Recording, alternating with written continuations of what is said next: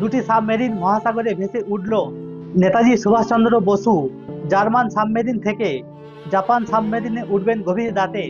চারিদিকে ভয়ঙ্কর বিদ্যুৎ চমকাচ্ছে, ঝোড়ো হাওয়া বইছে, হাঙর চারপাশে ঘোরাফেরা করছে।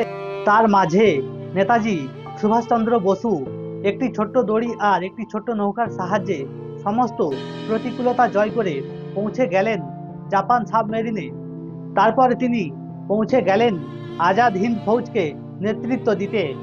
ভারতবর্ষকে ইংরেজদের হাত থেকে রক্ষা করার জন্য, আমার আপনার পূর্বপুরুষদেরকে ব্রিটিশদের হাত থেকে মুক্ত করার জন্য এমন দুঃসাহসিক চরিত্র নেতৃত্ব সারা পৃথিবীতে কেবল একটিমাত্র ছিল, তা হলো আমাদের সকলের প্রিয় গর্বের নেতাজি সুভাষচন্দ্র বসু।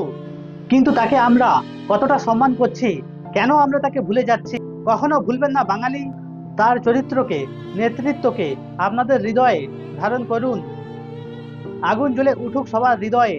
যখন দেশ বিপদে পড়বে, তখন এই আগুন নেতৃত্বই আপনাকে বাঁচার পথ দেখাবে। আমি ভগবান শ্রীকৃষ্ণের কাছে প্রার্থনা করি, ভগবান তুমি প্রত্যেক ঘরে ঘরে, প্রত্যেক মায়ের গর্ভে সুভাষের মতো সন্তান দাও।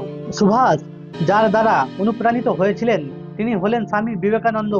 তার আদর্শ, নেতৃত্ব, দেশ গঠনের চিন্তা, তিনি যে উজ্জ্বল ভারতবর্ষের স্বপ্ন দেখেছিলেন সেটা যেন সবার মনের মধ্যে প্রতিফলিত হয়। আরো বেশি বেশি করে ভক্তি বেড়ে উঠুক নেতাজির উপর, কারণ তিনি ছিলেন বলে আজ আমি ভিডিও বানাচ্ছি, আপনারা স্বাধীনভাবে চলাফেরা করছেন।